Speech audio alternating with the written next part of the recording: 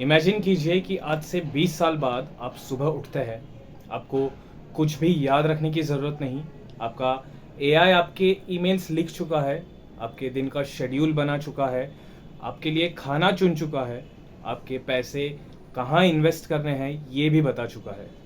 आपको क्या पढ़ना है, किससे शादी करनी चाहिए, कौन सा करियर चुनना चाहिए, इन सब के जवाब भी आपके पास है। बस एक सवाल है, अगर एआई धीरे धीरे हमारे लिए लगभग हर मुश्किल काम करने लगे तो हम इंसानों के साथ क्या होगा? क्या हम पहले से ज़्यादा इंटेलिजेंट बनेंगे या हम धीरे धीरे उन चीज़ों में कमज़ोर होने लगेंगे जो कभी हमें इंसान बनाती थी? और सबसे बड़ा सवाल, क्या हम एआई को कंट्रोल करेंगे या एक दिन एआई हमारे डिसीजंस को कंट्रोल करने लगेगा? एआई के साथ इंसान कैसे बदलेगा? पहले एक बात समझते हैं, जब हम कहते हैं एआई इंसानों को इवॉल्व कर देगा तो इसका मतलब ये नहीं है कि कुछ सालों बाद हमारे शरीर में अचानक कोई नया अंग निकल आए। हमारी बायोलॉजिकल एवोल्यूशन बहुत धीमी प्रक्रिया है, लेकिन इंसान सिर्फ जीन्स से इवॉल्व नहीं होता। हमारी लैंग्वेज बदली, हमारा एजुकेशन बदला, हमारे काम करने का तरीका बदला, हमारी सोसाइटीज़ बदली और टेक्नोलॉजी ने इन सबको बदलने में बहुत बड़ी भूमिका निभाई है। इसलिए एआई से होने वाले सबसे बड़े बदलाव शायद हमारे डीएनए में नहीं होंगे, वो होंगे हमारे दिमाग को इस्तेमाल करने के तरीके में। हम क्या सीखते हैं, क्या याद रखते हैं, क्या सोचते हैं और कैसे काम करते हैं और कैसे डिसीजंस लेते हैं। एआई का सबसे बड़ा फ़ायदा, अब सबसे पहले एआई के अच्छे पक्ष को समझते हैं, क्योंकि एआई सिर्फ कोई डरावनी टेक्नोलॉजी नहीं है। अगर सही तरीके से इस्तेमाल किया जाए तो ये इंसान की कैपेबिलिटीज़ को कई गुना ज़्यादा बढ़ा सकता है। एक अकेला इंसान जो पहले किसी काम के लिए 5 लोगों की टीम पर डिपेंड करता था, वो एआई की मदद से रिसर्च कर सकता है, राइटिंग कर सकता है, कोडिंग कर सकता है, डिज़ाइन कर सकता है, डेटा एनालाइज कर सकता है और नई चीज़ें सीख सकता है। मतलब एक इंसान के हाथ में पहले से कहीं ज़्यादा पावर आ सकती है। और इसका सबसे बड़ा फ़ायदा शायद एजुकेशन में हो सकता है। इमेजिन कीजिए एक ऐसा टीचर जो 24 घंटे आपके साथ है, जिससे आप एक ही सवाल 10 अलग अलग तरीके से पूछ सकते हैं। अगर आपको मैथमेटिक्स समझ नहीं आए तो वो एग्जाम्पल बदल देगा। अगर इंग्लिश मुश्किल लगती है तो वो आपकी लैंग्वेज में आपको समझाएगा। अगर आपको किसी सब्जेक्ट में कमज़ोरी है तो वो उसी हिसाब से आपको पढ़ाएगा। यूनेस्को भी जनरेटिव एआई को एजुकेशन में इस्तेमाल करने की संभावना को मानता है, लेकिन साथ ही यह कहता है कि टेक्नोलॉजी को ह्यूमन कैपेसिटी और ह्यूमन एजेंसी को रिप्लेसमेंट नहीं बनाना चाहिए। और यहीं से एक बहुत इम्पॉर्टेंट प्रिंसिपल निकलता है, एआई को हमारा टीचर बनाना है, हमारा ब्रेन नहीं। अब हेल्थ केयर को देखिए, एआई आज ही medical imaging, diagnosis support, drug development और हेल्थ केयर जैसे क्षेत्रों में इस्तेमाल हो रहा है। और फ्यूचर में ये डॉक्टर्स को कॉम्प्लेक्स इंफॉर्मेशन समझने में भी मदद कर सकता है, नई मेडिसिन्स खोजने में मदद कर सकता है, उन्हें उन जगहों पर हेल्थ केयर पहुँचाने में मदद कर सकता है जहाँ डॉक्टर्स और रिसोर्सेस की कमी है। लेकिन यहाँ भी एक बहुत ज़रूरी फ़र्क है, एआई का काम होना चाहिए डॉक्टर्स को बेहतर डिसीजन लेने में मदद करना, ना कि डॉक्टर की जगह डिसीजन लेना। WHO भी हेल्थ केयर एआई के लिए ह्यूमन ऑटोनॉमी और ह्यूमन ओवरसाइट को महत्वपूर्ण मानता है। और ये प्रिंसिपल सिर्फ हेल्थ केयर के लिए नहीं है, पूरी एआई रेवोल्यूशन के लिए है। एआई हमारे इंटेलिजेंस को बढ़ाए, हमारे एजेंसी को कम नहीं करे। लेकिन यहीं से समस्या शुरू होती है, क्योंकि हर टेक्नोलॉजी जो हमारा काम आसान बनाती है, हमारे अंदर एक टेम्पटेशन भी पैदा करती है। काम खुद करने की ज़रूरत क्यों है? अगर एआई आंसर दे सकता है तो मैं खुद क्यों सोचूं? अगर एआई ऐसे लिख सकता है तो मैं खुद क्यों लिखूं? अगर एआई मुझे रास्ता बता सकता है तो मुझे रास्ता याद रखने की ज़रूरत ही क्या है? और यही एआई का शायद सबसे सटल डेंजर है। ये ज़रूरी नहीं कि एआई हमारा दिमाग ख़राब कर दे, हो सकता है हम खुद ही अपने दिमाग को इस्तेमाल कम करने लगे। डेंजर नंबर 1, मान लीजिए एक स्टूडेंट को होमवर्क मिला। पहले वो सवाल पढ़ता था, सोचता था, गलती करता था, फिर दोबारा कोशिश करता था और आखिर में आंसर खोजता था। लेकिन अब वो सवाल एआई में डालता है, आंसर कॉपी करता है और होमवर्क खत्म, प्रॉब्लम सॉल्व्ड। शायद, लेकिन क्या उस स्टूडेंट ने कुछ सीखा? यही फ़र्क बहुत इम्पॉर्टेंट है। हाल ही के कुछ स्टडीज़ में एआई डिपेंडेंस और क्रिटिकल थिंकिंग परफॉर्मेंस के बीच में नेगेटिव एसोसिएशंस देखी गई है। लेकिन इन्हें ये साबित करने वाला अंतिम प्रमाण नहीं मानना चाहिए कि एआई निश्चित रूप से इंसानों की इंटेलिजेंस कम कर देगा। रिसर्च अभी भी डेवलप हो रही है। असली समस्या शायद एआई नहीं है, समस्या है कॉग्निटिव ऑफलोडिंग। मतलब जो काम हमारा दिमाग खुद कर सकता है उसे लगातार किसी बाहरी सिस्टम को दे देना। कैलकुलेटर ने मैथमेटिक्स ख़त्म नहीं की, लेकिन अगर हम बेसिक कैलकुलेशंस भी प्रैक्टिस ना करें तो हमारी अपनी एबिलिटी कमज़ोर हो सकती है। इसी तरह एआई हमें स्मार्टर बना सकता है, लेकिन सिर्फ तब जब हम उससे सोचने में मदद लें, ना कि उसे सोचने से रिप्लेस कर दें। Danger number 2, creativity.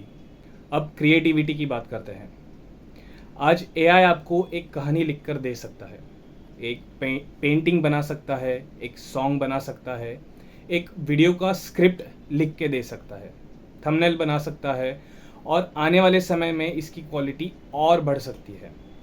लेकिन एक इंटरेस्टिंग सवाल है, अगर लाखों लोग एक ही तरह के एआई टूल्स इस्तेमाल करके कंटेंट बनाने लगे तो क्या होगा?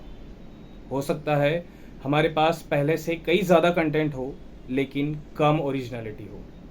क्योंकि क्रिएटिविटी सिर्फ अच्छी चीज़ें बनाने का नाम नहीं है।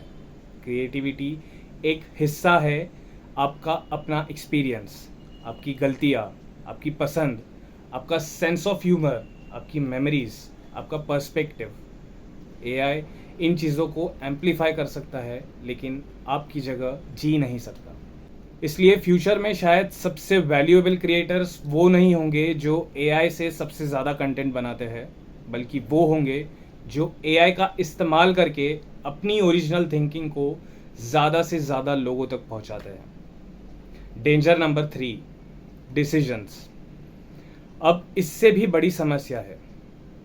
आज हम एआई से पूछते हैं कौन सी मूवी देखूं, कल पूछेंगे कौन सा कोर्स करूं, फिर कौन सी जॉब मेरे लिए अच्छी है, फिर कहाँ घर खरीदूं और शायद एक दिन क्या मुझे इस इंसान से शादी करनी चाहिए। यहाँ सवाल यही नहीं है कि एआई का आंसर सही है या गलत।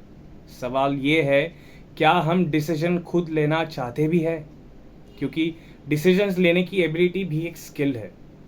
अगर हर छोटा डिसीजन हम किसी एक्सटर्नल इंटेलिजेंस को दे दे तो धीरे धीरे हम खुद डिसीजंस लेने में अनकंफर्टेबल हो सकते हैं।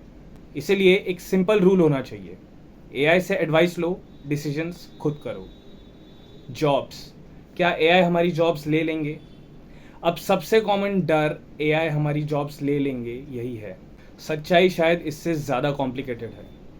कुछ जॉब्स और टास्क्स निश्चित रूप से ऑटोमेट होंगे, लेकिन दूसरी तरफ नई स्किल्स की डिमांड भी बढ़ेगी। वर्ल्ड इकोनॉमिक फोरम की 2005 फ्यूचर ऑफ जॉब्स रिपोर्ट में एआई और बिग डेटा सबसे तेज़ी से बढ़ते स्किल्स में रखा गया है। लेकिन उसी रिपोर्ट में creative thinking, resilience, flexibility, curiosity और लाइफ लॉन्ग लर्निंग जैसे ह्यूमन कैपेबिलिटीज़ को भी राइजिंग इंपॉर्टेंस वाली स्किल्स में रखा गया है। इसका मतलब भविष्य में सवाल सिर्फ ये नहीं होगा क्या आपको अपना काम आता है, बल्कि क्या आप एआई के साथ काम करना जानते हैं, और उससे भी ज़्यादा क्या आपके अंदर ऐसी एबिलिटीज़ है जिन्हें एआई आसानी से रिप्लेस नहीं कर सकता। Communication, judgement, leadership, creativity, empathy और ट्रस्ट। और सबसे ज़रूरी, नई चीज़ें सीखने की क्षमता। सबसे बड़ा सामाजिक खतरा अब एक और समस्या है जो शायद इंडिविजुअल लेवल से भी बड़ा है, इनइक्वालिटी। एक बच्चा जिसके पास अच्छी स्कूल है, अच्छा इंटरनेट है, पावरफुल एआई टूल्स है, और पेरेंट्स या टीचर्स है जो उसे एआई का सही इस्तेमाल सिखाते हैं। दूसरी तरफ एक बच्चा ऐसा है जिसके पास बेसिक एजुकेशन भी अच्छी नहीं है। अगर एआई ह्यूमन एबिलिटी को एम्पलीफाई कर सकता है तो पहले से प्रिविलेज्ड लोगों की एडवांटेज और भी बढ़ा सकता है। इसलिए एआई का फ्यूचर सिर्फ टेक्नोलॉजी कंपनीज तय नहीं कर सकती। हमें एजुकेशन, एक्सेस, प्रिवेसी, रेगुलेशन और ह्यूमन राइट्स पर भी सोचना पड़ेगा। यूनेस्को का अप्रोच भी एआई को ह्यूमन सेंटर्ड, इंक्लूसिव और इक्विटेबल बनाने पर जोर देता है। तो सॉल्यूशंस क्या है? अब तक मैंने आपको एआई के फ़ायदे बताए, उसके डेंजर्स बताए, लेकिन असली सवाल है हम क्या करें?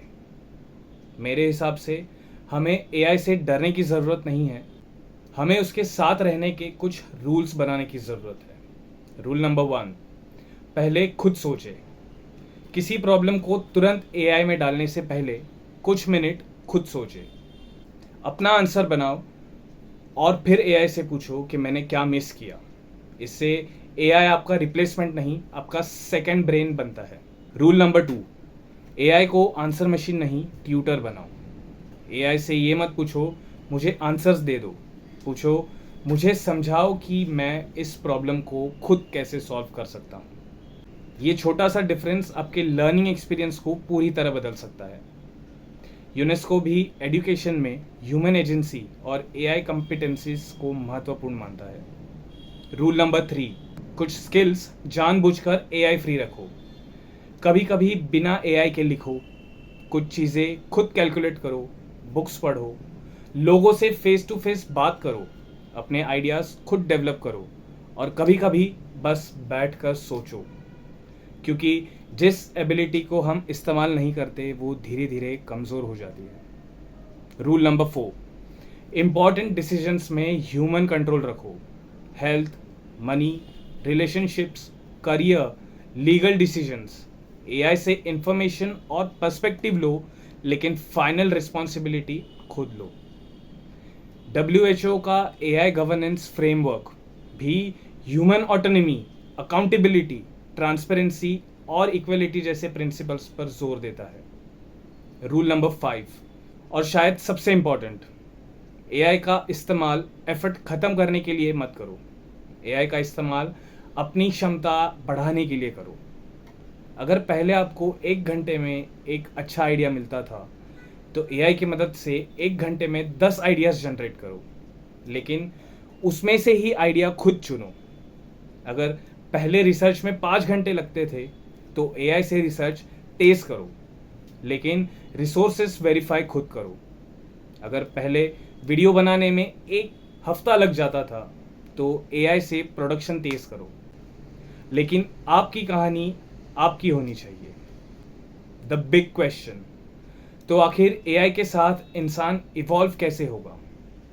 शायद हमारे पास पहले से कहीं ज़्यादा नॉलेज होगी, हम तेज़ी से सीख सकेंगे, हम अकेले वो काम कर सकेंगे जिसके लिए पहले पूरी टीम्स चाहिए होती थी। शायद एक छोटा क्रिएटर भी दुनिया के करोड़ों लोगों तक पहुंच सकेगा। एक छोटा बिजनेस एक बड़ी कंपनी से compete कर सकेगा। एक स्टूडेंट दुनिया के सबसे अच्छे टीचर्स तक पहुंच सकेगा। एक डॉक्टर पहले से कहीं ज़्यादा इंफॉर्मेशन एनालाइज कर सकेगा। पोटेंशियल बहुत बड़ा है, लेकिन एक दूसरा फ्यूचर भी संभव है जहां हम सोचना कम कर दे, याद रखना कम कर दे, क्रिएट करना कम कर दे, डिसीजंस लेना कम कर दे और धीरे धीरे अपने ही टूल्स पर डिपेंडेंट हो जाए। इसलिए शायद फ्यूचर का सबसे बड़ा सवाल ये नहीं होगा कि एआई कितना इंटेलिजेंट बनेगा। असली सवाल एआई के साथ रहते हुए इंसान कितना इंटेलिजेंट रहना चुनेगा, क्योंकि एआई हमारी इंटेलिजेंस को रिप्लेस भी कर सकता है और एम्पलीफाई भी। ये हमें डिपेंडेंट भी बना सकता है और एम्पावर्ड भी। ये हमें ज़्यादा क्रिएटिव भी बना सकता है और लेज़ी भी। लेकिन इन दोनों फीचर्स के बीच एक चीज़ खड़ी है, हमारा चॉइस। इसलिए एआई से कंपटीशन मत करो, एआई से डर कर भागो मत, उसे अपना टूल बनाओ, अपना असिस्टेंट बनाओ, अपना टीचर बनाओ, अपना एम्पलीफायर बनाओ, अपना दिमाग नहीं। क्योंकि भविष्य शायद एआई और इंसान के बीच कंपटीशन का नहीं होगा। भविष्य उन इंसानों का होगा जो एआई को इस्तेमाल करना जानते हैं, लेकिन उसके बिना सोचना भी जानते हैं। एआई को अपना दिमाग का रिप्लेसमेंट मत बनाइए, उसे अपने दिमाग की ताकत बढ़ाने दीजिए। अगर आपको लगता है कि एआई हमारी ज़िंदगी को बदलने वाला है, तो इस वीडियो को उस इंसान के साथ शेयर कीजिए जिसे एआई से सबसे ज़्यादा डर लगता है, या जिसे एआई पर सबसे ज़्यादा भरोसा है, क्योंकि शायद दोनों को ही ये बातें समझनी चाहिए।